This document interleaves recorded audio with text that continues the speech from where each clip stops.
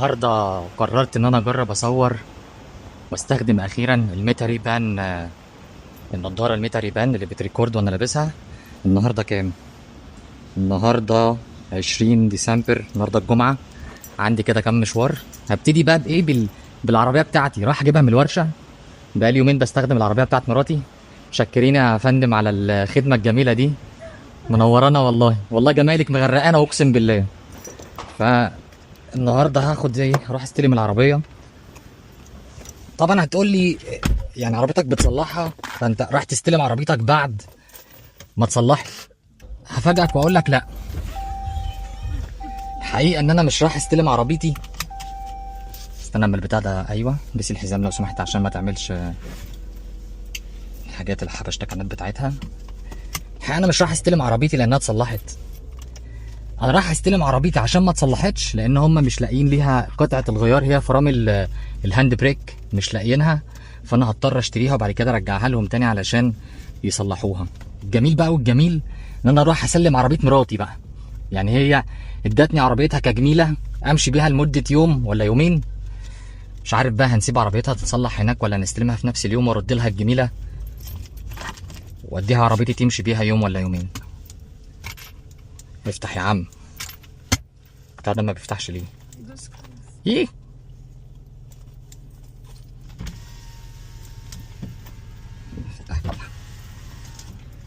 المهم ان انا رايح استلم العربيه وامشي بيها بقى لحد ما ما الاقي قطعه الغيار اللي انا بدور عليها دي. احنا ما حطيناش اللوكيشن، فاحنا عايزين نحط اللوكيشن. المكان اللي انا رايحه ده اسمه كويك، كويك حاجه، كويك لين سيرفيس. تمام، 24 دقيقه من عند البيت. اوكي. المهم يعني ان هنبتدي اول حاجه بموضوع العربيه. نروح نستلم العربيه. لو حد قال لي امسح الازاز مش نظيف، اقول لك يا معلم ان انا عندي التانك بتاع الميه بتاع العربيه دي، التانك اللي بنحط فيه الميه بتاعت المساحات، مخروم لا مؤاخذه. فاحنا رايحين هنروح بقى نصلح عربيتها، نركب لها تانك جديد علشان المنظر اللي انتوا شايفينه ده يعني تعبنا بقى. بعدين في نقطت كده، مطرت كده مطره خفيفه فمبوظه الدنيا خالص. فانا لو لمست بس المساحات كل ده هيليط. ما عجبتك هيليط؟ معلش حقك عليه. ماشي يا جماعه، احنا تقريبا وصلنا. بس باقي دقيقه. كويك لين هناك اهو. كويك لين هو ده اللي انا رايحه، مركز السيارات والاطارات. المهم المكان ده يعني انا بقالي فتره ما بقيتش اغير زيت ولا فلتر حتى في الضمان او في التوكيل بتاع شيفورليه، لان بياخدوا وقت كتير قوي علشان يلاقوا لي ابوينتمنت او ميعاد، يعني علشان اغير فيه زيت وفلتر يعني مش هنخترع. فاضطريت بقى خلاص بقى، يعني اضطريت ان انا ابتدي اروح للمراكز الصيانه اللي زي دي. وهو الصراحه نضيف جدا، يعني عجبني الصراحه. احنا على طول صحيح، انا كنت همشي مخالف سبحان الله. المهم فالمكان ده حلو قوي، بس مشكلته ان لو عندك مشكله في قطع الغيار يا اما هو بيطلبها لك، لو ما لقاهاش فبتضطر انت تروح تجيبها من الوكيل بتاعك زي شيفرليه او فورد او وات ايفر، وبعدين بتجيب له القطعه دي وهو بيركبها لك وبيشرجك بس على على شغل العماله بس. فيلا بينا، احنا خلاص داخلين عليه. نستلم العربيه وبعد كده نسلم العربيه دي ونشوف بعد كده هنروح فين. اوبا، يلا يا جدعان يلا يا جدعان يلا يا جدعان. الصلاة قدامها ساعة، يعني يا دوب هستلم العربية وممكن اروح افطر، وبعد ما افطر اتوكل على الله اروح اصلي. كلت مطب جوه السيرفيس. انا فين عربيتي يا جماعة؟ انا مش شايف عربيتي. ايوه، عروسة، الله اكبر، بسم الله ما شاء الله. 7 سنين عشرة. يعني انا يعني دي معايا بقى لها 7 سنين. انت ما بالكيش معايا 7 سنين، بالك معايا 3 سنين. يعني دي فيها عشرة اكتر منك دلوقتي، في منافسة. دي مكملة معايا 7 سنين. شد حيلك معانا. ها، ما خلفتلكش ليه؟ ما خلفتليش؟ خلفت طبعا. خلفت حب خلفت لك ورش ورش. الله اكبر على الحكم، بسم الله ما شاء الله. حكمة للجميع.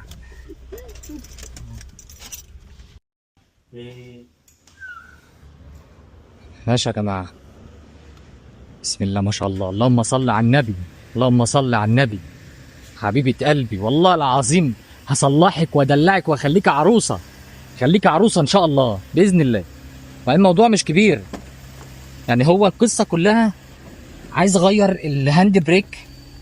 الهاند بريك بتاعتي فاضية مش شغالة، فصلت فجأة كده، فعايز اغير الهاند بريك. القطعة دي بتاعت الهاند بريك مش موجودة في غير في التوكيل، فانا هروح استلمها من التوكيل ان شاء الله وارجع له تاني العربيه عشان يصلحها.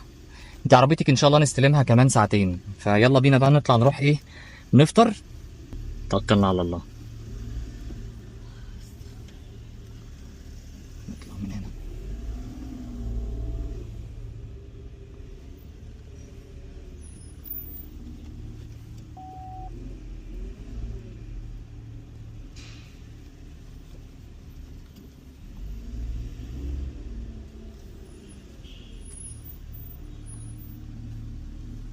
Hello. I'm good. How are you? No, he didn't give me any paper because I didn't fix anything. I will come back to leave it again. I will bring a spare part and I will come back. Thank you.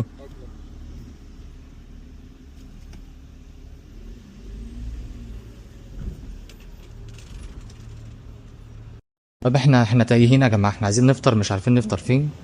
اكتشفنا مكان كده على على البورت، ف بنحاول نلاقي مطعم ناكل فيه. هنا حاجه مكتوب عليها مختبر القهوه، غالبا الناس كلها رايحين نفس المكان، باين الناس كلها تايهه زينا باين. فبص احنا نمشي معاهم، هما كمان ما بيتكلموش عربي فهم مش فاهمين احنا بنقول ايه. شوفي حل، ده بتاع قهوه، عايزين ناكل. تيجي نقلب سكوتر من دول وننزل نلف شويه عند البورت اللي هناك ده.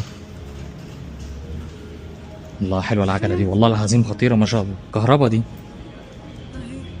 حلوه قوي، حلوه قوي القعده دي بالصلاه على النبي زي الفل. نقعد كده جنب السفن الكبيره دي. اسمعي في مطعم ده مختبر القهوه ده، ما على فكره اقول لك على حاجه، اكيد بيعملوا اكل، ما دقيقة. يعني قهوه مع اكل. تعملش نفسك غريب، اعمل نفسك انت متعود على الحاجة. لا انا عايز ابقى اجنبي. هيدي حلوة، دي أكلة أكيد. دي أكلة أهو بياكل. ده اللي انت لقيتيه على الجي بي اس؟ طب يلا تعالي، ممكن يكون تركي. استنى شوف. خلاص هاي، تعالي شوفي هتعملي ايه. Not mom, not this one, another bit. Okay, you have breakfast here? Yes, we have breakfast. اوكي can we sit outside here؟ ممكن ناخد ولا عايز تقعدي جوه؟ can we sit here؟ thank you.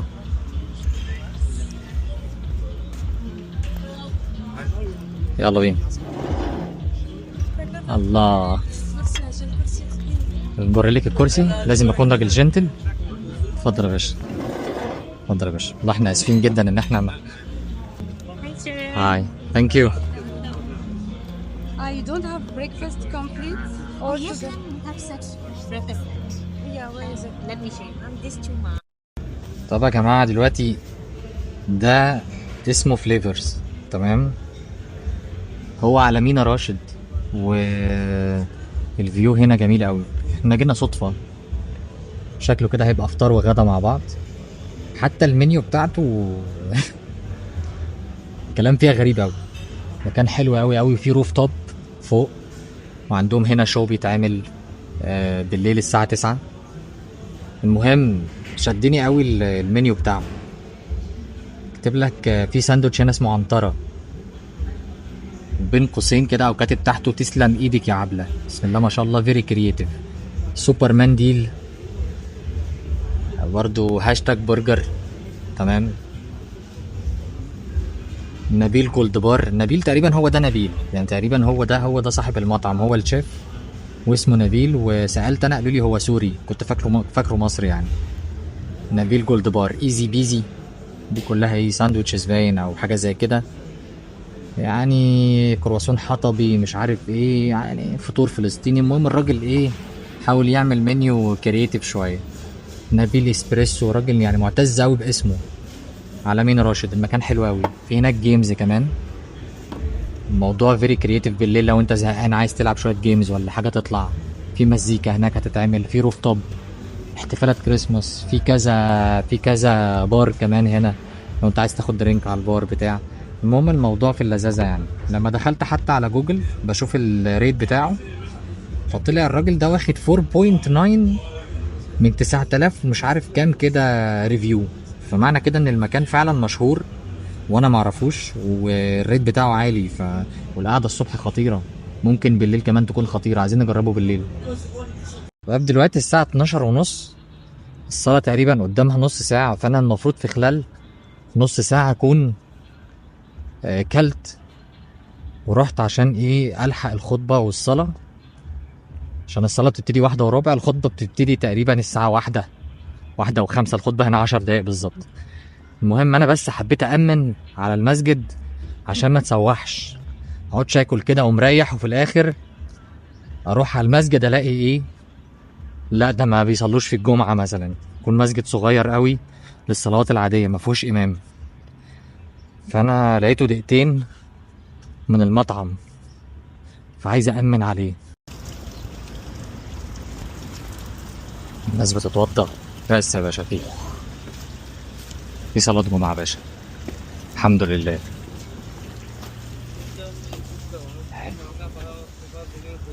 حلو الكلام ده. كده انا ارجع اقعد في المطعم افطر ان شاء الله واتوضى واتوكل على الله. توكلنا عليك يا رب.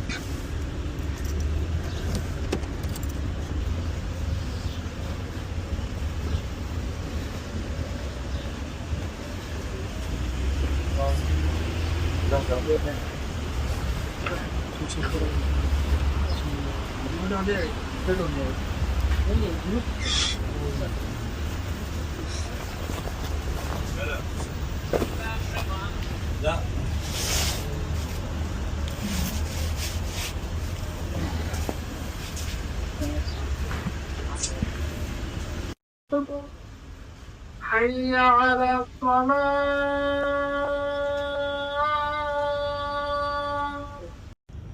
طب احنا دلوقتي خلصنا فطار، هنا واقفين عند مينا راشد، ده مرسى اليخوت.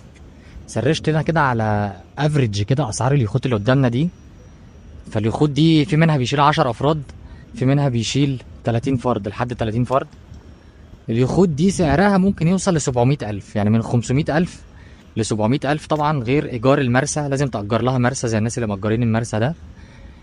اللي هناك خالص دي اللي هي كوين اليزابيث دي، بيعملوا فيها تقريبا حفلات واوتيل في نفس الوقت على الميه.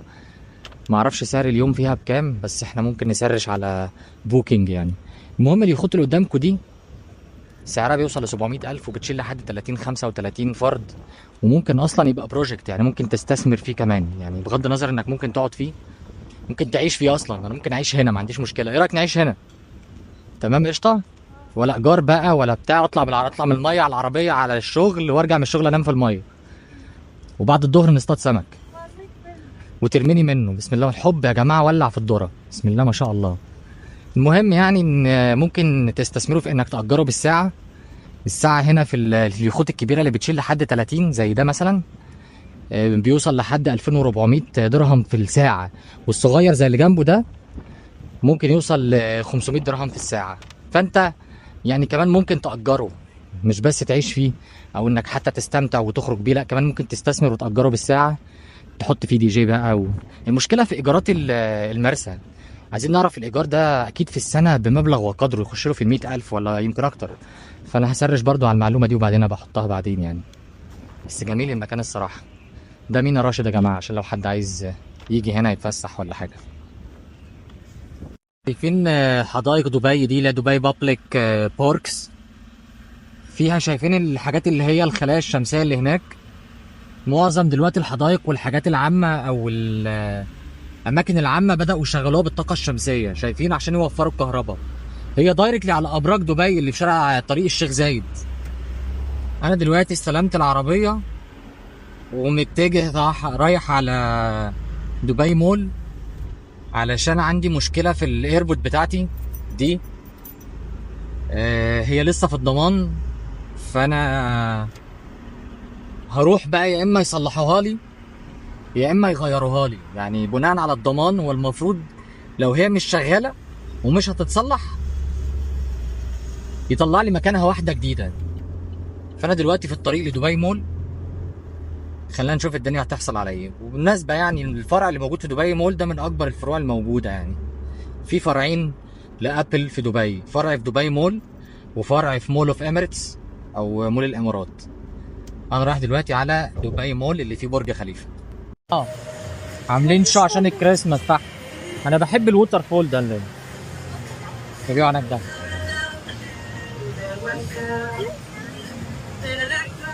ده عشان الكريسماس صح؟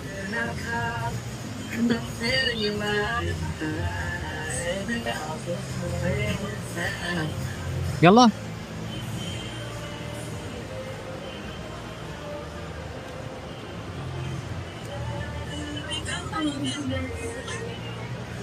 احلى حاجه ان انا عمال اصور والناس مش واخده بالها، مش عارفين. لا مش هتخالف طبعا، انا كاني ماسك تليفوني وبصور. تفرق في ايه؟ مش ممنوع، عادي اصور زي ما انا عايز اصور بتليفوني، مفيش مشكله، دي منطقه عامه. بس شفت الديكور بتاع الكريسماس عامل ازاي؟ المهم دلوقتي احنا على طول كده رايحين عند ابل صح؟ يلا بينا. انا رايح اصلا معادي الساعه 5:30 او 5:15، بس انا علشان راجل مصري اصيل فانا يا اما اجي بدري قوي يا اجي متاخر قوي. فانا اروح اقول له ايه ده؟ مش ممكن. ما تقولوش اصلا فصلت اللي هو الواتش بتاعتي فصل. ايه ده؟ الساعه 3:30 مش ممكن. استهبل يعني، فاهم ازاي؟ بس انا عندكم ابوينتمنت تقول له انه اوكي. لا هقول له عندي ابوينتمنت الساعه 5 بتوقيتك انت، انما توقيت انا 3:30. انا عايز انجز، انا اقعد استنى عايز انجز حوار الايربود ده. يلا بينا.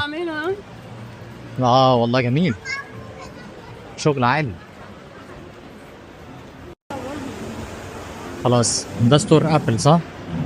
ده الدور اللي فوق، هو دور فوق ودور تحت. في واحد فوق لمبيعات الديفايسز وواحد تاني علشان الكاستمر سيرفيس والمينتيننس والورنتي والحاجات اللي انا جاي عشانها اصلا، جنب ايكوس. يا جماعه انتوا دخلتوا الجنه ولا ايه؟ لا حول ولا قوه الا بالله. يلا تعال نخش نشوف المصلحه ماشيه ازاي. هنشوف السكيورتي هناك.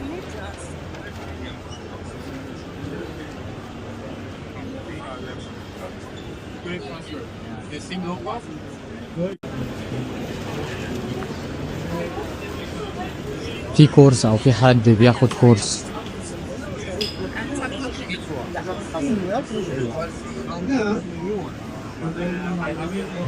ده الجزء اللي تحت بتاع ابل قدام النافوره على طول.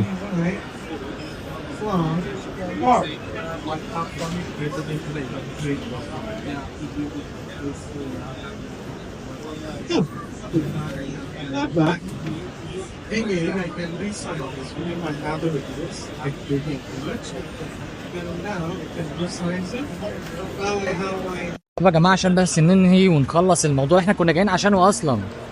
داخل علشان اعمل حوار الايربود ده جوه الضمان ومش جوه الضمان. فداخل بشوف الابوينتمنت بتاعتي، لقيته اصلا زي ما انتم شايفين كده، مش عارف بقى هتبان في الكاميرا ولا مش هتبان. اصلا يوم الاربعاء 25 ديسمبر الساعه 5:10. انا جيت لهم يوم 20 ديسمبر الساعه 5. اصلا كنت رايح لهم الساعه 3:30 صح؟ 3:30. انت قلتي احنا المصريين بنروح بدري بس بنسلك الدرجه دي. لا انا لبست في يعني 25 ديسمبر يعني الاسبوع اللي جاي، يعني حتى مش يوم خميس. احنا النهارده النهارده الجمعه، خميس ايه؟ انا لسه مصلي. يعني حتى مش يوم جمعه، ده يوم اربع. يلا مش مشكله، برجع لهم تاني يوم الاربع 25 ديسمبر. يلا بينا على البيت يا باشا عشان انا استويت. لا مش هنروح البيت. امال هنعمل ايه؟ المهم نجيب جوليا ونمشي. نجيب جوليا؟ طب يا جماعه احنا رايحين نجيب جوليا. المهم يعني ده كان اليوم، بس ان شاء الله اشارككم بقى فيديوهات تانية كتير في المستقبل لو انتوا حبيتوا النوع ده من الفيديوهات.